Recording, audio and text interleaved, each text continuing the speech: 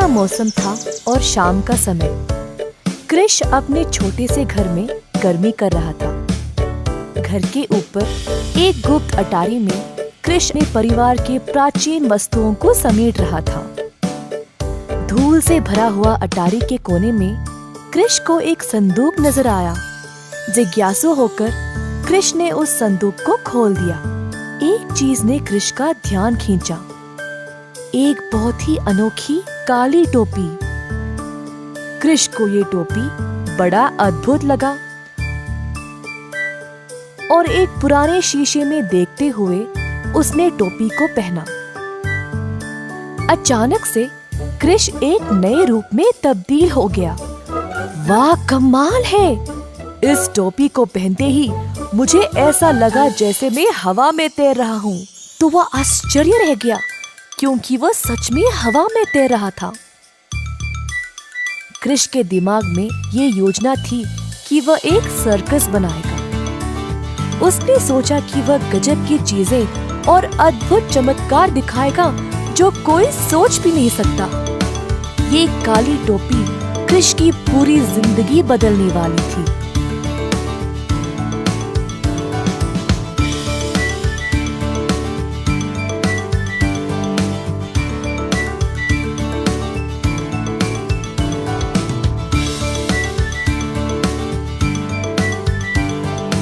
Circus की खबर आग की तरह पूरे शहर में फैल गई और लोग इस अनोखे सर्कस को देखने के लिए जमा होने लगे।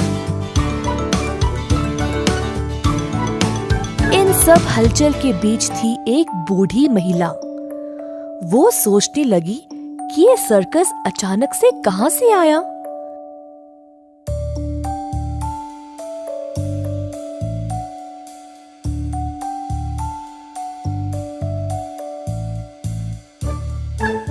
एक साधारण व्यक्ति जिसके पास कुछ भी नहीं था, वो इतना गजब का सर्कस कैसे शुरू कर सकता था। उत्सुक होकर बूढ़ी महिला ने कृष का पीछा करते करते उसके घर पहुंची और उस पे जासूसी करने लगी। घर की खिड़की से झांका तो बूढ़ी ने कृष को वो जादुई टोपी को उतारते हुए देखा। बूढ़ी महिला उस टोपी को अब चुराना चाहती थी, अपने आप को जवान और सुंदर बनाने के लिए।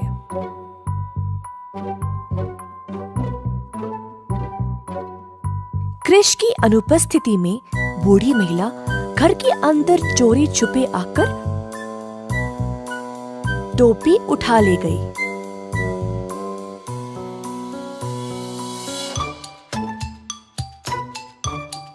अगली सुबह कृष पागलों की तरह घर में उसकी टोपी को ढूंढ रहा था।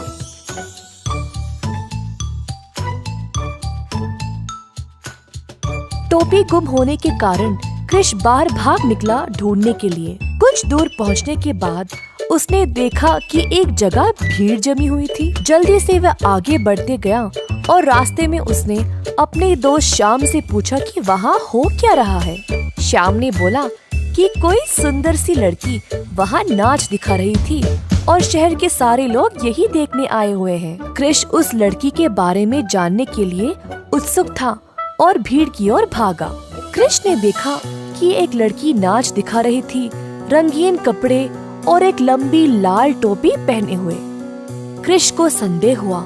नाच समाप्त होने के बाद लड़की ने सबसे पैसे लिए और चुपचाप भीड़ में गायब हो गई। कृष ने अपने दोस्त श्याम को साथ लिया, उस लड़की का पीछा करने लगे। लड़की अपनी टोपी उतारी। टोपी उतारते ही सुंदर लड़की एक बूढ़ी बदसूरत महिला में बदल गई। कृष को तुरंत पता चल गया कि उसकी टोपी चुराने वाली और कोई नहीं, बस यही बूढ़ी महिला थी। कृष और श्याम ने जल्दी से योजना बनाई टोपी वापस पाने के लिए। कृष घर के सामने वाले दरवाजे पर खड़ गया। कृष को देखते ही बूढ़ी महिला डर कर भागने लगी और तभी श्याम ने उसे पीछे के रास्ते से पकड़ लिया।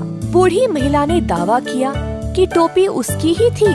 कृष और श्याम ने उसे समझाया कि उसने चोरी करके बहुत गलत किया। बूढ़ी महिला परेशान हो गई और अंत में उसने टोपी वापस कर दिया। कृष और श्याम काली टोपी को लेकर वापस सर्कस चले गए। कृष ने शहर वासियों का मनोरंजन करना जारी रखा। अंततः कृष की मुलाकात एक सुंदर लड़की से हुई जिससे उसने शादी कर ली और साथ साथ खुशी